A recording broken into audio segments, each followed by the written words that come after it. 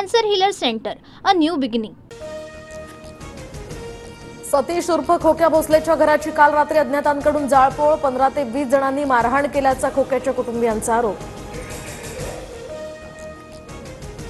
खोक्याची वैद्यकीय चाचणी पूर्ण, बीड पोलीस थोड्याच वेळात न्यायालयात हजर करणार। पोलीस कोठडी होण्याची शक्यता, खोक्याला प्रयागराजहून विमानानं महाराष्ट्रात आणलं। अतिक्रमणामुळे खोक्याच्या घरावर वन विभागाचा बुलडोजर, अनधिकृत घर बांधल्यामुळे कारवाई।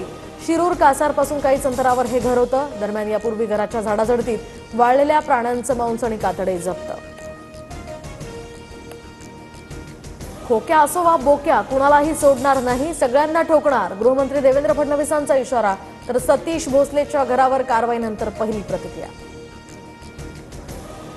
सतीश भोसलेनं कायदा हातात घेऊन ज्या चुका केल्या त्यासाठी कायद्यानं शिक्षा द्या, पण परिवाराची त्यात चूक काय, घर का जाळलं, अंजली दमानी यांचा ट्विट करत संताप। देशभरात धुळवडीचा उत्साह, रंगांची उधळण करत तरुणाई थिरकली। कुठे पर्यावरणपूरक तर कुठे पारंपरिक नृत्यानं होळी साजरी। कोकणातही शिमगोत्सवाची धूम। होळी धुलीवंदन, रमजान निमित्त मुंबईसह पुण्यामध्ये तगडा पोलीस बंदोबस्त तैनात, तर शहरभर नाकाबंदी आणि मद्यधुंद वाहन चालकांवर विशेष मोहीम। सार्वजनिक ठिकाणी अश्लील शब्द, घोषणा किंवा गाण्यांवर सुद्धा प्रतिबंध। तर धुळवडीला नागरिकांचा मांसाहाराचा बेत, चिकन आणि मटणाच्या दुकानावर नागरिकांची मोठी गर्दी। 2-2 तासांपासून खवय्ये दुकानाबाहेर रांगेत।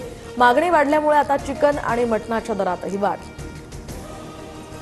धुळवडी निमित्त पुणे आणि नागपूर मेट्रो सेवा दुपारी 3 वाजेपर्यंत बंद, तर 3 नंतर रात्री 11 वाजेपर्यंत नियमित सेवा सुरू राहणार। प्रवाशांनी सहकार्य करण्याचं आवाहन।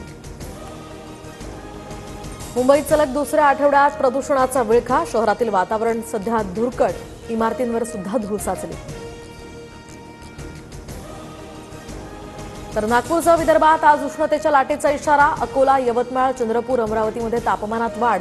पारा वाढल्यामुळे राज्यात विजेची मागणी सुद्धा आता 30,000 मेगावॅटवर। अष्टपैलू खेळाडू अक्षर पटेल दिल्ली कॅपिटल्सचा नवा कर्णधार, तर के.एल. राहुलनं कर्णधार पद नाकारल्यानंतर आता अक्षर पटेलकडे संघाची जबाबदारी। 22 मार्चपासून IPLचा हा रणसंग्राम सुरू होणार। Cancer healer centre, a new beginning.